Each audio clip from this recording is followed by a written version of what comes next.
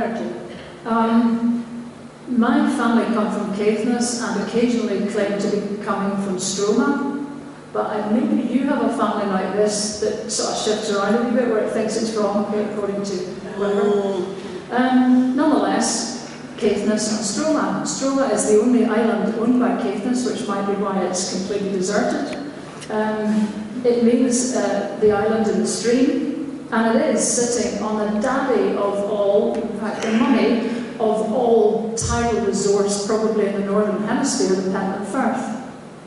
Now, we always knew how frisky the Pentland Firth was, having watched dear knows how many attempts to put even a link span on to try and put new ferries across just to see those half-ton blocks swept away as if they were matchsticks by the power of the tide. Actually, the speed that the water goes at through the Pentland Firth is faster than Usain Bolt, which is fast. Over here is another strait with a friend of mine, Lisa Matheson, who was until recently working for a company called Hammerfest. And this is the Kvalsund Strait that lies between Hammerfest and the rest of mainland Norway. And it too has a frisky old tidal movement, except nowhere near the Pentland Firth. And I went up a long time ago to Hammerfest and found some really extraordinary parallels.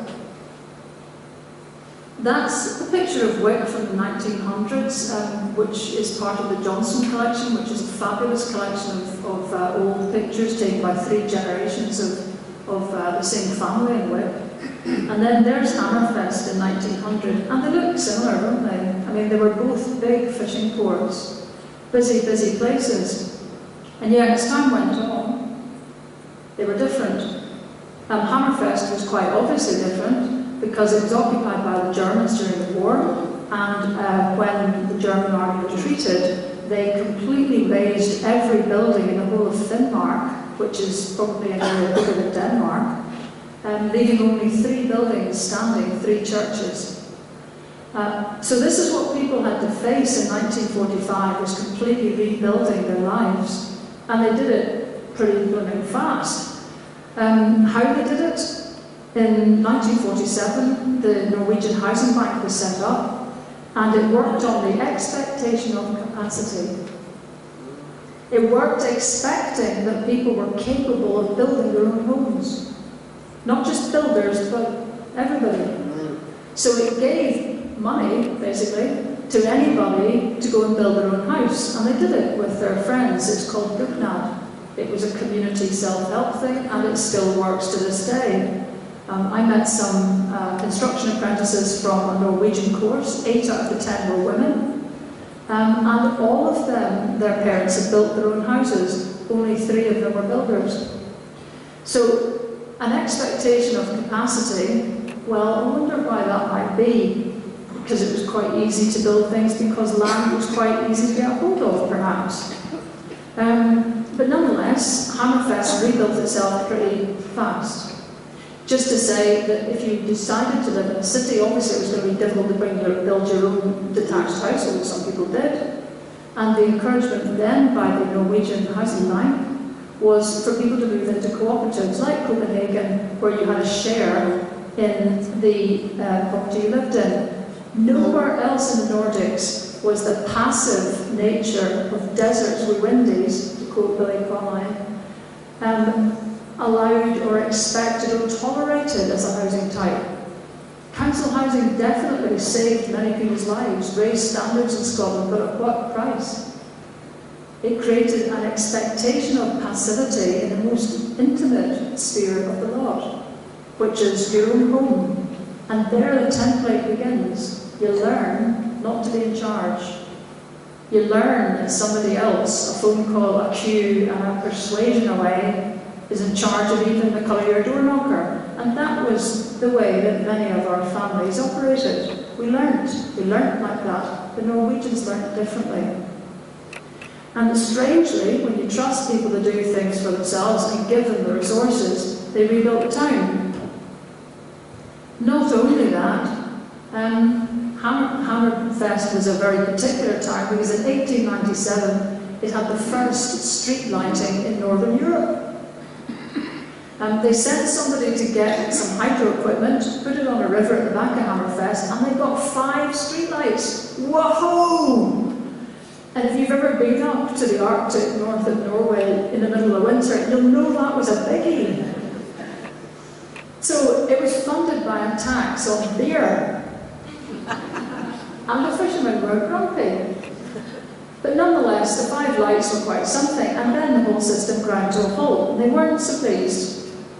And it turned out they had to get the company, I think it was Edison's company actually, up to see what had gone wrong. Simply put, no one had ever installed something like this so far north. It had frozen. It just needed insulation, and then the whole system worked. Everyone had lights in their houses now, way ahead of everyone else.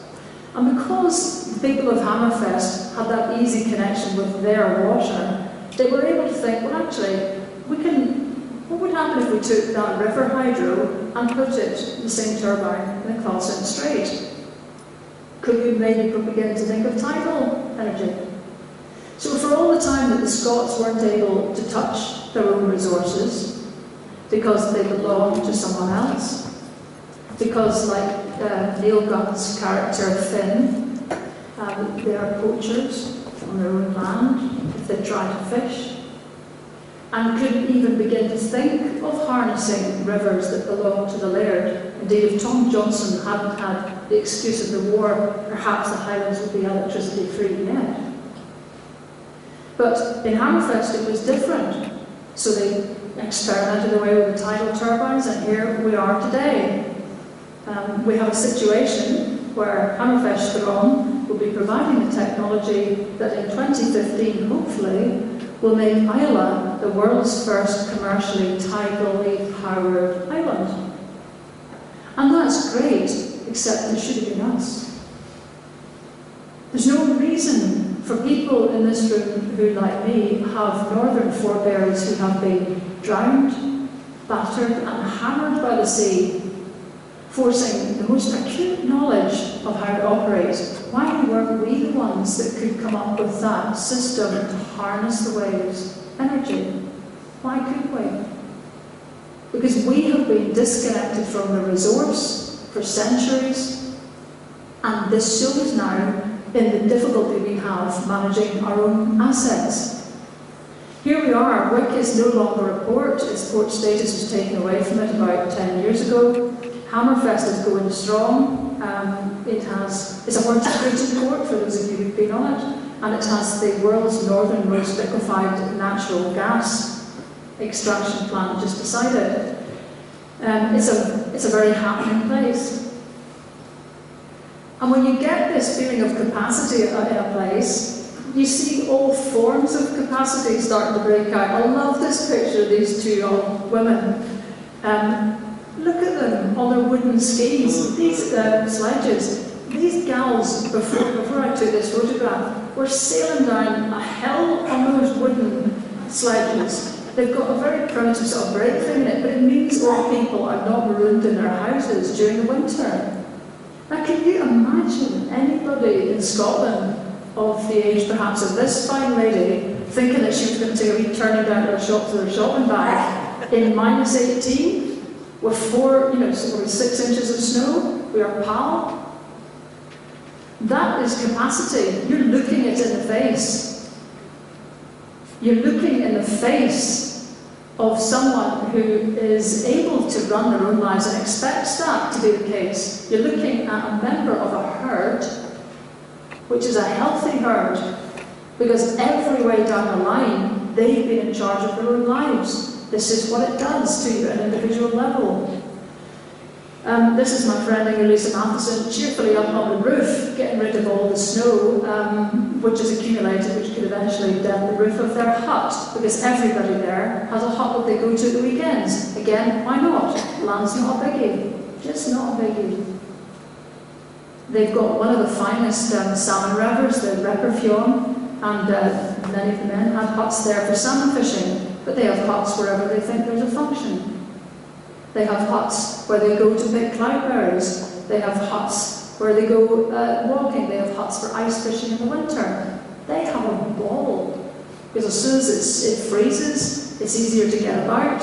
and actually life becomes a lot easier at weekends. You will not find a single person from Hammerfest in Hammerfest at the weekend. They get between them in their cars at 3 o'clock on Friday, you're flattened. What does it do for us that we don't have these kind of outlets? These are different lives. And the key thing about Hammerfest and Wick, Hammerfest is a municipality of 9,000 which runs and raises most of its own taxes and decides its own future. Wick is part of Highland Council.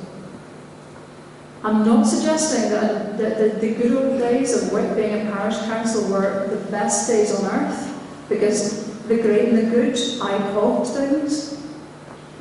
But we need to get to the stage now where we don't have identifiable communities which have been so infantilized that people can't reach out and start to touch the assets around them, use the resource, organise for good ideas, and begin to lift Scotland gently off this stasis that we've been sitting with.